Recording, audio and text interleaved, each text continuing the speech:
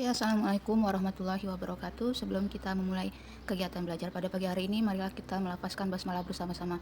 Bismillahirrahmanirrahim. Semoga anak-anak Bunda selalu mendapatkan perlindungan Allah Subhanahu wa taala, diberi kemudahan dalam menerima ilmu dan kelancaran dalam menjalankan kegiatan dimulai pada pagi hari ini. Oke, untuk memulai kegiatan belajar, marilah kita melafazkan basmalah bersama-sama. Bismillahirrahmanirrahim. Baiklah anak-anak, materi hari ini melanjutkan materi kemarin ya. Kemarin kan membahas mengenai sejarah perkembangan sejarah tradisi Islam Nusantara bagian tradisi lokal ya. Nah, sekarang bagian apresiasi budaya. Kita lanjut ke next selanjutnya ya. Nah, di sini melestarikan tradisi Islam di Nusantara. Tradisi adalah kebiasaan atau adat istiadat yang dilakukan turun-temurun oleh masyarakat. Setelah kehadiran Islam, maka kepercayaan dan tradisi di Nusantara tersebut membaur dengan dipengaruhi kemarin ya, nilai-nilai Islam. Akulturasi Bunda harap masih ingat, karenanya muncullah tradisi Islam Nusantara sebagai bentuk akulturasi antara ajaran Islam dengan tradisi lokal Nusantara. Tradisi Islam di Nusantara digunakan sebagai metode dakwah para ulama. Kalau kalian masih ingat, para wali songo salah satu contohnya ya. Next, apresiasi budaya. Nah, apresiasi budaya ini di buku kalian, buku pegangan kalian, kalian bisa buka halaman 215. Dibedakan menjadi kekayaan nasional dan nilai budaya bangsa. Kekayaan nasional. Nah, kita bahas terlebih dahulu. Seni budaya dan tradisi yang telah berkembang di Indonesia menunjukkan kemajemukan suku. Kemajemukan itu berarti lebih dari satu ya, banyak. Bahasa, agama, keyakinan, dan adat istiadat. Karena Indonesia merupakan bangsa besar yang berkepulauan sehingga memiliki kebudayaan yang memiliki corak tersendiri sehingga tata caranya bervariatif ya. Berbagai macam jenis. Antara satu tempat dengan tempat yang lainnya. Jadi di daerah itu memiliki ciri khas tersendiri budayanya. Untuk lebih memahaminya, kita lanjut ke selanjutnya. Tradisi ada yang memiliki kekhasan, ada yang masih murni berupa budaya kearifan lokal, ada pula yang mengalami akulturasi dengan ajaran agama. Coba sambil dilihat buku halaman 215-nya. Tradisi yang masih murni berupa tradisi-tradisi lokal yang secara turun-temurun diwariskan kepada generasi berikutnya. Misal oleh nenek kalian ya, diwariskan kepada ibu, kemudian kepada kalian turun-temurun. Sedangkan tradisi yang sudah bercampur dengan budaya dan ajaran agama akan terlihat nuansa keagamaannya. Next. Nah, jadi Indonesia itu merupakan negara yang kaya ya akan setiap tradisinya. Nah, diharapkan walaupun tradisi setiap negara, setiap bangsa maksud Bunda, di negara Indonesia berbeda. Misal di bangsa negara dia ini daerah ya. Tradisi di daerah Jawa dengan tradisi di daerah Sumatera kan berbeda, memiliki keberagaman karena Indonesia merupakan negara kepulauan. Kita sebagai bangsa Indonesia milenial yang meneruskan generasi sebelumnya harus menghargai perbedaan tersebut. Nah, di sini dijelaskan, menyikapi berbagai tradisi dan budaya yang ada di Indonesia, kita selaku muslim harus selektif, yakni menerima semua budaya, tetapi juga tidak menolak semua budaya tanpa alasan jika telah bersandar kepada Al-Quran dan hadis. Nah, jadi tradisi asalkan ada dasarnya pada Al-Quran dan hadis dan tidak melanggar nilai-nilai sebelumnya sudah dibahas. Misal musyrik ya, itu tidak masalah sesuai dengan Quran Surat Al-A'raf ayat 199. Nah, dari Quran Surat Al-A'raf ayat 199 ini dimaksudkan, jadilah pemaaf dan suruhlah orang mengerjakan yang ma'ruf serta jangan pedulikan orang-orang yang bodoh. Maksudnya kita harus mengerjakan kebaikan serta jangan pedulikan orang-orang yang bodoh, yakni kita mengerjakan kebaikan yang berada landasannya Al-Quran dan hadis serta mazhab-mazhab tertentu, dan jangan pedulikan orang-orang yang bodoh, misal melakukan kegiatan musyrik ya. Selanjutnya, dalam praktik kehidupan sehari-hari, kebaikan sangat dipengaruhi oleh 4 mazhab fikih dunia, yakni fikih Hanafi, Maliki, Syafi'i, Hambali. Nah, jadi kita sebagai bangsa yang memiliki keberagaman suku, budaya, dan tradisi harus saling menghargai, asalkan berdasarkan kepada Al-Quran dan hadis, kemudian kepada mazhab-mazhabnya ya. Bunda kasih contoh, misal tradisi di daerah Jawa seperti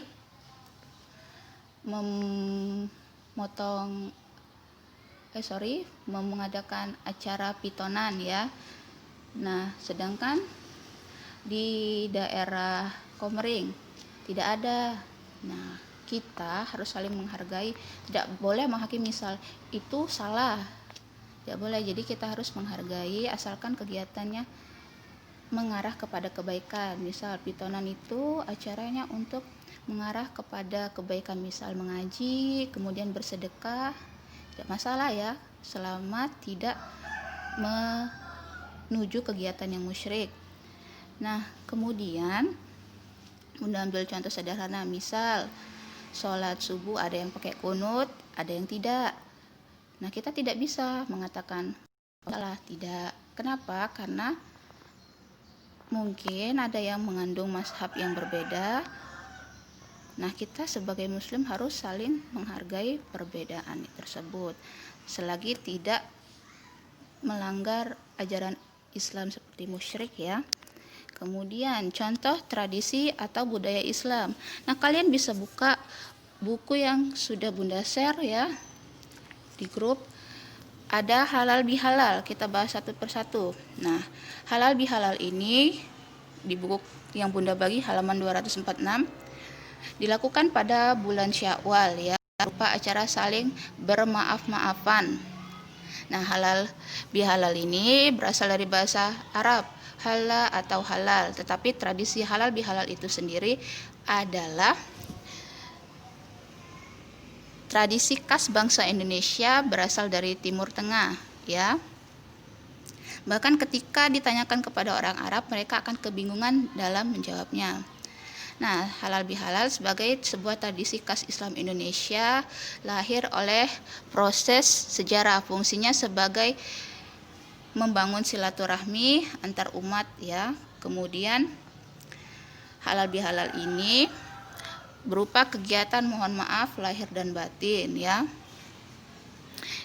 Kemudian yang kegiatan selanjutnya tabot atau tabui. Nah, tabot atau tabui adalah upacara tradisional masyarakat Bengkulu dan Padang untuk mengenang kisah kepahlawanan dan kematian Hasan dan Husain bin Ali bin Abi Thalib, cucu Nabi Muhammad SAW ya. Nah, kedua cucu ini gugur dalam perang di Karbala, Irak pada tanggal 10 Muharram 61 Hijriah, yakni 681 Masehi. Perayaan Tabot pertama kali dilaksanakan oleh Syekh Burhanuddin yang dikenal sebagai Imam Senggolo pada tahun 1685 ya. Nah, kemudian istilah tabot berasal dari kata Arab yakni tabut yang secara harfiah berarti kotak kayu atau peti ya. Lanjut, kupatan bakdo pupat. Nah, biasanya kegiatan ini terkenal di daerah Jawa ya, lebaran kupat kalau kita kenalnya. Di Pulau Jawa bahkan sudah berkembang ke daerah-daerah lain, terdapat tradisi kupatan, tradisi membuat kupat. Ini biasanya dilakukan seminggu setelah hari raya Idul Adha. Nah, kupatan ini mengandung makna ya, selamatan dengan hidangan yang didominasi kupat ketupat yang terbuat dari janur daun kelapa yang masih muda. Nah, Bunda katakan tadi memiliki makna karena kupat adalah singkatan dari ngaku lepat, yakni mengakui kesalahan dan menjadi simbol untuk saling memaafkan. Bunda harap paham ya. Kemudian selanjutnya sekaten di Surakarta dan Yogyakarta. Tradisi sekaten dilaksanakan setiap tahun di Keraton Surakarta, Jawa Tengah dan Keraton Yogyakarta. Tradisi ini dilaksanakan dan dilestarikan sebagai wujud mengenang jasa-jasa para wali songo yang telah berhasil menyebarkan Islam di tanah Jawa. Peringatan yang lazim dinamai Maulid Nabi oleh para wali disebut sekaten yang berasal dari kata syahadatin, 2 kalimat syahadat. Nah, jadi di daerah Jawa memiliki bahasa sendiri ya untuk Maulid Nabi. Tradisi ini sebagai sarana penyebaran agama Islam yang pada mulanya dilakukan oleh Sunan Bonang. Didahulukan oleh Sunan Bonang ya. Dahulu, lagu-lagu yang berisi ajaran agama Islam serta setiap pergantian kulon gamelan diselingi dengan membaca syahadatin. Nah, jadi sekaten dia adakan untuk melestarikan tradisi para wali dalam memperingati kelahiran Nabi Muhammad SAW. Jadi kegiatan Maulid Nabinya diadakan berupa kegiatan sekaten. Dalam upacara sekaten tersebut disuguhkan gamelan pusaka peninggalan dinasti Majapahit yang telah dibawa ke Demak. Sungguhan ini sebagai pertanda bahwa dalam berdakwah, para wali mengemasnya dengan menjalin kedekatan kepada masyarakat. Bunda harap masih ingat ya sejarah perkembangan Islam. Para wali menyebarkan agama Islam dengan media wayang, kemudian tembang-tembang Jawa, salah satunya ya. Kemudian kita lanjut ke bagian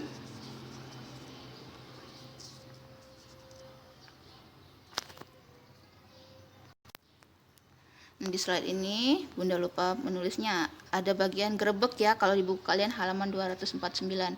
Nah, grebek merupakan tradisi untuk mengiring para raja atau pembesar kerajaan. Grebek pertama kali diselenggarakan Sultan Hamengkubuwana ke-1 oleh Keraton Yogyakarta. Grebek dilaksanakan saat Sultan memiliki hajat dalam berupa menikahkan putra mahkotanya. Grebek di Yogyakarta diselenggarakan 3 tahun sekali. Pertama, grebek pas Syawal diadakan setiap tanggal 1 Syawal, bertujuan untuk menghormati bulan Ramadan dan Lailatul Qadar. Kemudian kedua, diadakan setiap tanggal 10 Zulhijjah untuk merayakan hari raya Kurban. Ketiga, setiap tanggal 12 Rabiul Awal untuk memperingati hari Maulid Nabi Muhammad Sallallahu Alaihi Wasallam. Selain Yogyakarta, yang menyelenggarakan pesta grebek adalah Solo, Cirebon, dan Kota Demak. Kemudian ada grebek besar di Demak. Tradisi grebek besar merupakan upacara tradisional yang setiap tahun dilaksanakan di Kabupaten Demak, Jawa Tengah. Tradisi ini dilaksanakan pada tanggal 10 Zulhijjah bertepatan dengan datangnya Hari Raya Idul Adha atau Idul Kurban, Hari Raya Kurban ya kalau kita kenalnya. Nah, tradisi ini cukup menarik karena Demak merupakan pusat perjuangan Wali Songo dalam berdakwah. Nah, pada awalnya grebek besar dilakukan tanggal 10 Zulhijjah tahun 1428 Caka dan dimaksudkan sekaligus untuk memperingati genap 40 hari peresmian penyempurnaan Masjid Agung Demak. Nah, Masjid Agung ini didirikan oleh Wali Songo pada tahun 1399 Caka bertepatan 1477 Masehi. Tahun berdirinya masjid ini tertulis pada Candra Sengkala Lawang Trus Gununging Janmo. Pada tahun 1428 tertulis dalam Caka tersebut Sunan Giri meresmikan penyempurnaan Masjid Demak ya. Nah, pada acara ini tidak disangka kegiatannya itu banyak yang hadir. Dalam kesempatan ini digunakan oleh para wali untuk mendakwahkan Islam karena banyak yang datang, yang hadir. Tujuan semula grebek besar adalah untuk merayakan Hari Raya Kurban dan memperingati peresmian Masjid Demak. Selanjutnya kita ke Krobok Maulid di Kutai dan Pawai Obor di Manado. Nah ya. Di kawasan Kedaton Kutai, Kartanegara, Provinsi Kalimantan Timur juga diselenggarakan tradisi yang dinamakan Krobok Maulid. Istilah Krobok berasal dari bahasa Kutai yang artinya berkerubun atau berkerumun oleh orang banyak. Nah, tradisi Krobok ini dipusatkan di halaman Masjid Jami Hasanuddin, Tenggarong. Tradisi dilaksanakan dalam rangka memperingati kelahiran Nabi Muhammad pada tanggal 12 Rabiul Awal. Kegiatan ini diawali dengan pembacaan berzanji di Masjid Jami Hasanuddin Tenggarong, kemudian dari Keraton Sultan Kutai, puluhan prajurit kesultanan akan keluar dan membawa usung-usungan yang berisi kue tradisional, puluhan bakul sinto atau bunga rampai, dan astagona. Nah, usung-usungan ini dibawa berkeliling antara keraton dan kedaton sultan dan berakhir di Masjid Jami Hasanuddin. Nah, yang dibawa oleh masyarakat ini kemudian disambut dengan membaca asrokal yang kemudian membagi-bagikannya kepada warga masyarakat yang ada di dalam masjid. Nah, kegiatan ini berakhir dengan ditandai penyampaian hikmah maulid oleh seorang ulama. Nah, sedangkan kegiatan Pawai Obor di Manado untuk memperingati Maulid Nabi Muhammad di Kota Manado diadakan tradisi Pawai Obor, yakni warga muslim di Kota Manado, Sulawesi Utara menggelar tradisi Pawai Obor, yakni obor yang dibawa berpawai oleh ribuan warga membuat jalan-jalan di Kota Manado terang bagi warga muslim setempat Pawai obor sudah jadi tradisi dan dilaksanakan turun-temurun sebagai simbol penerangan. Nah, lebih lanjut, simbol penerangan itu bermakna bahwa kelahiran Nabi Muhammad SAW adalah pembawa ajaran yang menjadi cahaya penerang iman saat manusia hidup dalam kegelapan dan kemusyrikan. Lanjut ya, tradisi Rabu Kasan di Bangka. Tradisi Rabu Kasan dilaksanakan di Kabupaten Bangka setiap tahun, tepatnya pada hari Rabu terakhir bulan Safar. Hal ini sesuai dengan namanya, yakni Rabu Kasan berasal dari kara Rabu Pungkasan, terakhir. Upacara Rabu Kasan sebenarnya tidak hanya dilakukan di Bangka, tetapi juga di daerah lain seperti Bogor, Jawa Barat, dan Gresik, Jawa Timur. Pada dasarnya, Rabu Kasan ini yakni untuk memohon kepada Allah Subhanahu wa Ta'ala agar dijauhkan dari bala, musibah, dan bencana. Tradisi ini dipusatkan di Desa Air Anyar, Kecamatan Merawang, sehari sebelum upacara Rabu Kasan di Bangka diadakan. Semua penduduk telah menyiapkan segala keperluan upacara tersebut seperti ketupat tolak bala, air wafa, dan makanan untuk dimakan bersama pada hari Rabu esok hari.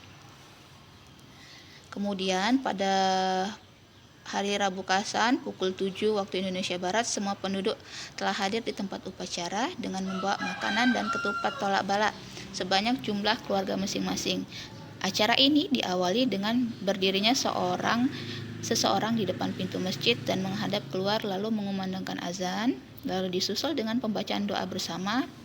Selesai berdoa, semua yang hadir menarik atau melepaskan anyaman ketupat tolak bala yang telah tersedia tadi, satu persatu menurut jumlah yang dibawa sambil menyebut nama keluarganya masing-masing. Kemudian dilanjutkan dengan acara makan bersama. Setelah itu, masing-masing pergi mengambil air wafak yang telah disediakan untuk semua anggota keluarganya. Setelah selesai acara, mereka pulang dan bersilaturahmi ke rumah tetangga atau keluarganya. Kemudian, Dukderan di Semarang. Nah, tradisi Dukderan ini merupakan tradisi khas yang dilakukan oleh masyarakat Semarang, Jawa Tengah. Tradisi Dukderan dilakukan untuk menyambut datangnya bulan puasa. Biasanya diawali dengan pemberangkatan peserta karnaval dari Balai Kota Semarang. Ritual Dukderan akan dilaksanakan setelah sholat Asyar dan diawali dengan musyawarah untuk menentukan awal bulan Ramadan yang diikuti oleh para ulama. Hasil musyawarah itu kemudian diumumkan kepada khalayak sebagai tanda dimulainya puasa. Dilakukan pemukulan beduk. Hasil musyawarah ulama yang telah dibacakan itu kemudian diserahkan kepada Kanjeng Gubernur Jawa Tengah. Setelah itu, Kanjeng Bupati Semarang, Wali Kota Semarang, dan Gubernur bersama-sama memukul beduk, kemudian diakhiri dengan doa. Kita lanjut ke budaya tumpeng. Nah, banyak ya yang tahu di seluruh daerah ya, karena ini merupakan tradisi yang telah menjadi tradisi nasional bagi bangsa Indonesia. Tumpeng adalah cara penyajian nasi beserta lauk-lauknya dalam bentuk kerucut.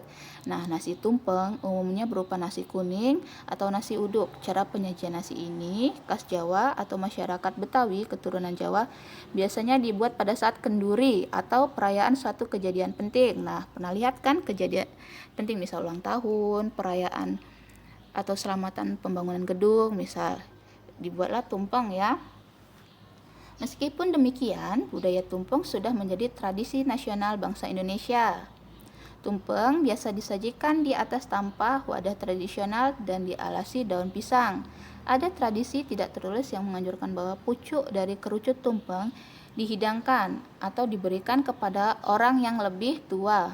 Orang yang dituakan ya oleh orang-orang yang hadir, bermaksud untuk menunjukkan rasa hormat kepada orang tersebut. Kemudian lanjut, nilai budaya bangsa. Yang pertama ada kepedulian, apresiasi,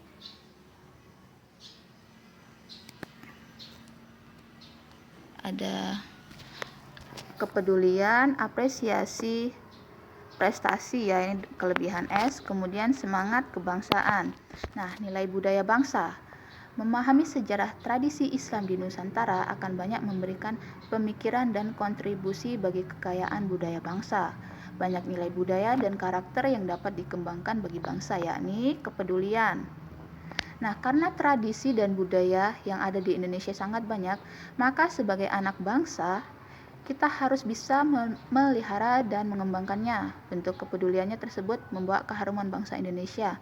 Bahkan, kekayaan budaya tersebut mampu menjadi daya tarik tersendiri dalam bidang kesenian dan pariwisata. Budaya bangsa merupakan aset nasional yang dapat meningkatkan pendapatan suatu daerah. Kepedulian, maksudnya kita harus peduli mempertahankan budaya kita jangan sampai hilang ditelan zaman. Jadi sebagai agent of change, kita sebagai pemuda harus selalu mengangkat, terus menerapkan dan melestarikan budaya kita agar tidak hilang ditelan zaman. Nah, kemudian apresiasi prestasi.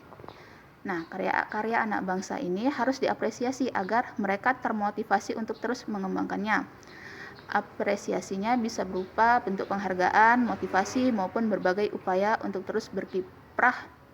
Berbagai pertunjukan agar seni budaya dapat ditampilkan sebagai hiburan masyarakat juga perlu dipersiapkan. Tujuannya agar termotivasi untuk mengembangkannya apabila para pengambil kebijakan publik memberikan apresiasi. Misal, apresiasinya kalian pernah dengar tentu ya, kegiatan seperti lomba wayang yang bisa sampai ke tingkat internasional. Nah, ini kan pemudanya perlu diapresiasi agar lebih semangat lagi mengembangkan budaya yang ada di Indonesia oleh pemerintah setempat. Kemudian semangat kebangsaan. Nah, rakyat Indonesia tidak akan menerima apabila seni budaya bangsanya dicap dan diakui kepemilikannya oleh negara lain. Namun, kita sebagai bangsa Indonesia tetap komitmen memiliki dan mengembangkannya. Secara bersama dengan keragaman budaya, maka akan memupuk semangat kebangsaan karena budaya tersebut sebagai budaya bangsa yang bermartabat. Meskipun bukan berasal dari suku atau daerahnya, namun setiap warga negara merasa memiliki dan bangga dengan budaya daerah lain dalam kerangka menjaga persatuan dan kesatuan bangsa Indonesia. Jadi maksudnya semangat kebangsaan, kita walaupun misal Bunda bukan orang Jawa, misal ya, ini Bunda ambil contoh, tetapi kita harus tetap semangat bangga akan budaya daerah Jawa dengan wayang, karena itu merupakan, walaupun berbeda daerah, merupakan hasil keberagaman dari tradisi negara Indonesia. Kita merupakan satu kesatuan. Jadi sebagai bangsa walaupun berbeda tradisi, kita harus tetap harus bangga terhadap budaya yang ada di Indonesia. Dengan cara apa? Kita memelihara serta melestarikan budaya yang ada di Indonesia. Nah, demikianlah penjelasan dari Bunda. Apabila dalam menyampaikan ada kesalahan, Bunda minta maaf, dan kepada Allah Bunda mohon ampun. Semoga anak-anak Bunda mudah memahami akan apa yang Bunda jelaskan. Dan jika ada pertanyaan, jangan sungkan untuk bertanya Bunda ya melalui WhatsApp. Jadi semoga apa yang dipelajari pada pagi hari ini dapat bermanfaat bagi kita semua. Marilah kita tutup pertemuan pada pagi hari ini dengan melafazkan hamdalah bersama-sama. Alhamdulillahirabbil alamin. Terima kasih atas perhatiannya. Bunda akhiri, wassalamualaikum warahmatullahi wabarakatuh.